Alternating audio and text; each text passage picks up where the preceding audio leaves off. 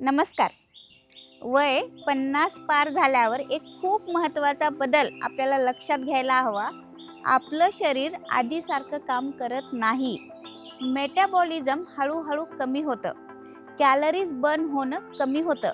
Muscle mass कमी होतं आणि न्यूट्रिएंट अब्झॉर्ब होण्याची क्षमता देखील कमी होते. त्यामुळे जर तुम्हाला diabetes, blood pressure, heart problem नसला तरी डाएट बदलणं खूप गरजेचं असतं. कारण या वयात डाएट हा फक्त पोट भरण्यासाठी नसतो, तर पुढच्या आजारापासून स्वतःला वाचवण्यासाठी असतो. सर्वात आधी प्रोटीनबद्दल समजून घेऊया. वय वाढल्यावर शरीरात मसल कमी होते आणि जर प्रोटीन पुरेसं नसेल तर वीकनेस, थकवा, शरीराची ताकद कमी होऊ लागते. त्यामुळे रोजच्या आहारात डाळी, कडधान्य, स्प्राऊट, दही, पनीर यांचा समावेश करणं खूप महत्त्वाचं आहे. जर तुम्ही नॉनव्हेज खात असाल तर अंडी, मासे, चिकन हे चांगले सोर्स ठरतात. प्रोटीन केवळ ताकद देत नाही तर मेटाबॉलिझम स्थिर ठेवण्यासाठी मदत करतो. यानंतर कॅल्शियम अँड व्हिटॅमिन डी खूप महत्त्वाचे असतात. वय वाढल्यावर हाडे कमजोर होण्याची शक्यता वाढते. जॉईंटमध्ये स्टिफनेस जाणवू लागतो. त्यामुळे दूध, ताक, दही, पनीर यांचा नियमित वापर गरजेचा आहे. त्याचबरोबर दररोज थोडा सूर्यप्रकाश घेणं देखील आवश्यक आहे. कारण व्हिटॅमिन डी मुळे कॅल्शियमचा योग्य उपयोग होत असतो. या वयात डायजेशन थोडं स्लो होतं. त्यामुळे फायबर इनटेक वाढवणं खूप गरजेचं आहे. रोज भाज्या, सलाड, फळं आणि होल ग्रेन्स खाल्ल्याने डायजेशन सुधारतं आणि कॉन्स्टिपेशन, ॲसिडिटी यासारख्या समस्या कमी होतात. त्यामुळे हेल्दी फॅट्स पूर्णपणे बंद करण्याची गरज नाही. थोड्या प्रमाणात तूप, बदाम, अक्रोड, शेंगदाणे यांचा वापर शरीरासाठी फायदेशीर असतो. पण प्रमाण खूप महत्त्वाचं आहे. आता जितकं काय खावं हे महत्त्वाचं आहे, तितकंच काय टाळावं हे पण महत्त्वाचं आहे.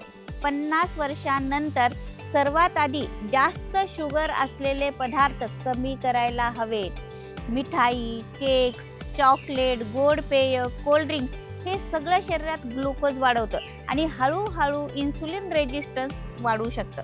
त्यामुळे पुढे डायबिटीज आणि इन्फ्लेमेशनचा धोका वाढतो.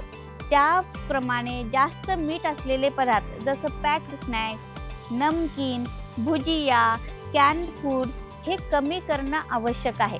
कारण ते ब्लड प्रेशर वाढवू शकतात आणि किडनी व हार्टवर ताण आणू शकतात. म्हणून रिफाईंड फ्लोअर म्हणजेच मैद्यापासून बनवलेले पदार्थ जसे नूडल्स, पास्ता, बेकरी आयटम हेही शक्यतो टाळावेत. यामध्ये फायबर नसतो. त्यामुळे डायजेशन बिघडतं आणि शुगर लेवल अचानक वाढायला सुरुवात होते.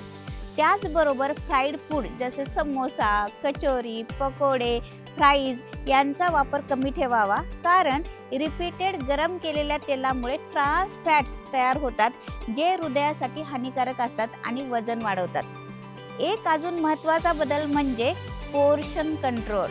आधीसारखं मोठ्या प्रमाणात खाणं आता योग्य नसतं. कारण शरीराला कमी कॅलरीज लागतात. त्यामुळे क्वांटिटी कमी आणि क्वालिटी जास्त ठेवणं हे योग्य आहे. त्याचबरोबर पाणी पिण्याची सवय जाणीवपूर्वक ठेवायला हवी. कारण तहान कमी लागते तरी शरीराला हायड्रेशनची गरज तितकीच असते. वय 50 नंतर डाएट म्हणजे रिस्ट्रिक्शन नाही तर ॲडजस्टमेंट आहे. तुम्हाला सगळं सोडायचं नाही, पण कसं, किती खायचं हे समजून घ्यायचं आहे.